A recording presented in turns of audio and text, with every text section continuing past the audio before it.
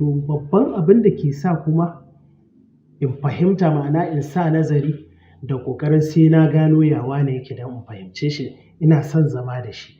To wanda nake son zama da shi ya zama dole ne in fahimce shi. Wanda kuma nake so in fahimta ya zama min wajibi, ya zama min wajibi in yi haƙuri da abubuwan da zan gani kafin in fahimce shi. Alaikum ba, kun ɗauki karan tsana, kun ɗora mana abin da ya zamba namu ba. Saurawa. Assalamu alaikum wa rahmatullahi ta'ala wa barakatuhu. Kamar da yadda kuka sani sunana Hasina Gombe, sannan mawaƙiyar Zaurawa. Sannan fa kada ku manta ni fa jaruma ce a masana'antar Kannywood. To yau wannan shirin namu na Zaurawa a yau ya yi tattaki ya tafi garin Katsina. Ya zaƙulo muku mawaƙin shahararriyar waƙar nan wadda kuka daɗe kuna sauraron ta amma ba tare da kun san waye waƙar nan ba. To baƙonmu na mako barka da zuwa. Masu sauraro za su so su ji sunanka sannan da ɗan taƙaitaccen tarihinka.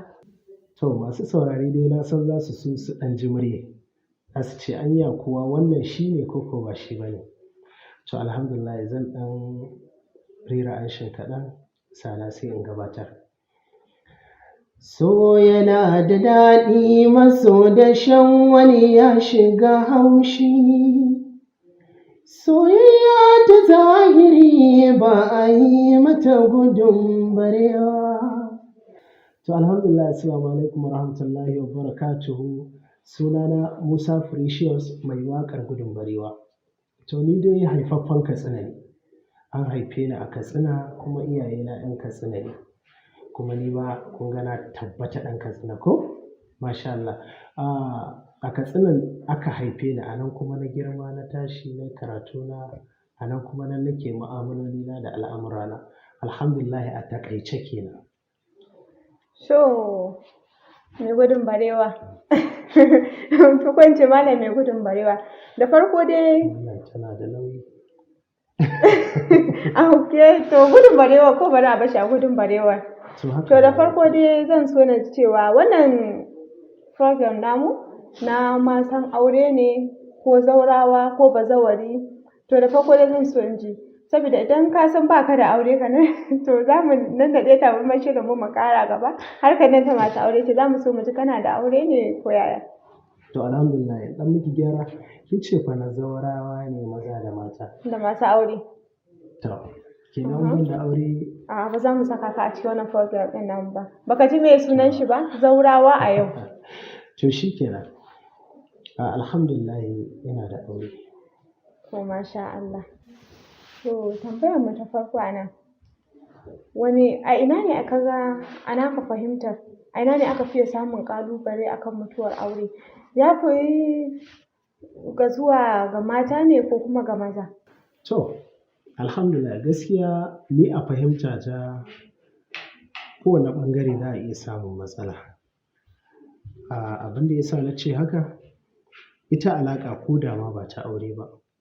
Abin da ya fi sa ta yi ƙarko ko kuma ta ci gaba da kasancewa wannan alaƙar shine fahimta. Fahimta kamar misali yanzu ƙaddara tun da muna ɓangaren abin da ya shafi aure ne, to mata yana da kyau ta fahimci miji.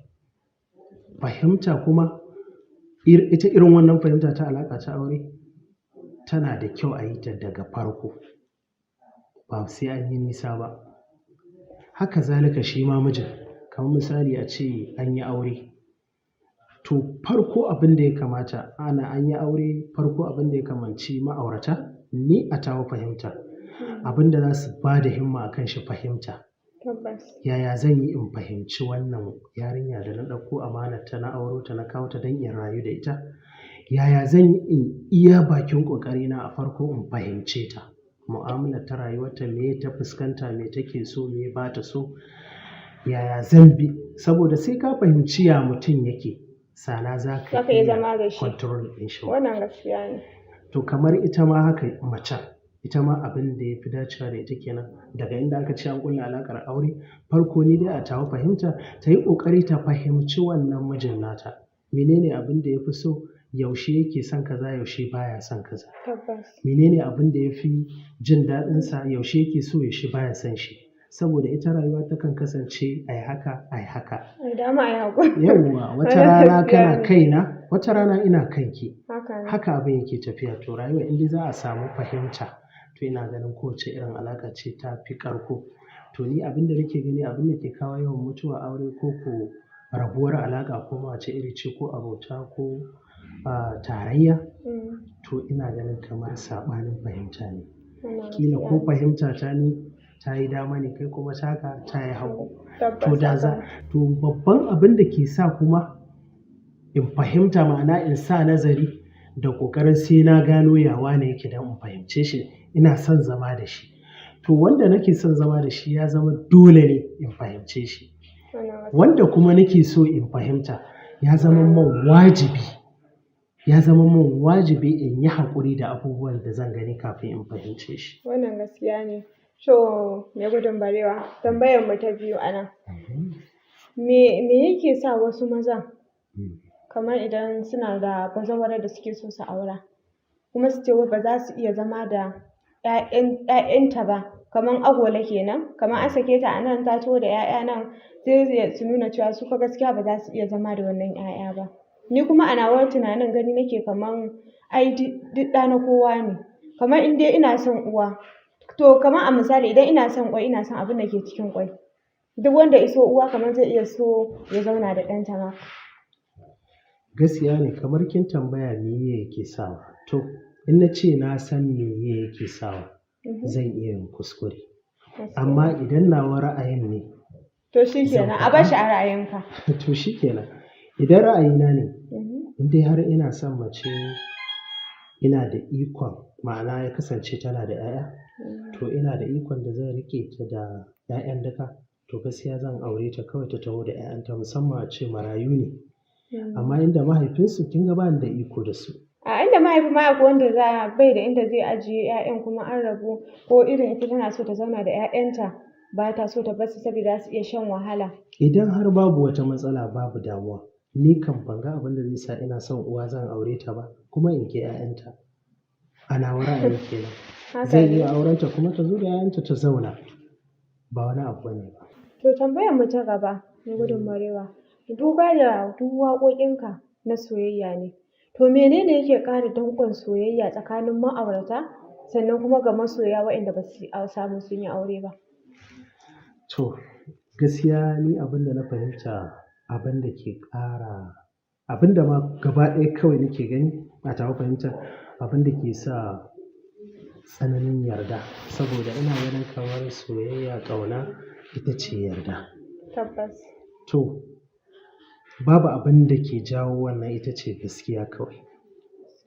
Dukkan wata mu'amala da za ka yi da wanda kake neman auren shi, mace ko namiji, to kawai ka yi gaskiya, kar ka yi ƙarya kawai. Ko ya kake kawai ka zo a haka, kuma ka bayyana a haka. In ana son ka, a so ka a haka, saboda daga lokacin da aka so ka a hakan yanda kake, saboda a taƙaice ma dai ita gaskiya, duk lokacin da za ka yi gaskiya ba ka buƙatar bayani. Wannan gaskiya ne. To kamar misali, idan ka faɗi abu na gaskiya, ba ka buƙatar in za ka ƙara faɗin na gaba ka tuna na me ka ce a baya. Amma zaran da a lokacin da kai ƙarya, to kana da buƙatar tunani in za ka ƙara yin wata gaba, saboda kada ka zama ka yi irin wadda kai gaba, ko kuma sun zo sun kilashin abin ya gwame. Amma ita gaskiya ba ta buƙatar tunani a duk lokacin da za a faɗe ta. In aka faɗi gaskiya, to gaba ma in aka tashi abin da za a faɗa, ba ka buƙatar ka sake wani tunani akan abin da ka faɗa baya. To ina ganin kawai abin da ke ƙara danƙo na alaƙa kuma wace iri, ita ce gaskiya. To sannan da ƙarshe za mu so ka ba wa maza shawara akan kai zuciya nesa ga rashin samun saurin saki. Ka gane Hausar tawa? Na fahimce ki. To gaskiya shi wannan ɓangaren, in aka ce saki, kin ga ya shafi ma'aurata kenan. Tabbas. Duka dai ana cewa in an kawo addini a ciki akwai ƙaddara wadda ke gittawa. To amma Duk da haka abin da ake so a tsakanin ma'aurata, saboda shi aure kamar misali wani abu ne ka jawo a jikinka ka ce za ka rayu da shi, ba ka ƙayyade mashi lokaci ba.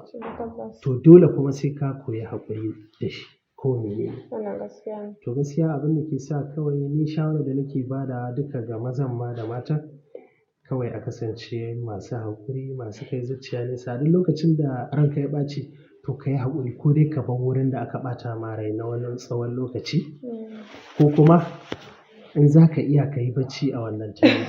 Wato idan kai bacci ka tashi komai ya wuce. Insha Allah. Insha Allah. To duka ana muka kawo ƙarshen wannan tattaunawar namu na wannan mako. Kada ku manta, ku garzaya kan YouTube channel ɗinmu mai suna Hasina Gombe TV. A nan ne ake sake muku wannan zafaffun tattaunawa da mawaƙa da jarumai da waɗanda ma ba sa masana'antar Kannywood, domin jin yadda za ta kaya a Zaurawa a yau. Ku kasance da Hasina Gombe TV. Baƙonmu na mako, Musa Precious.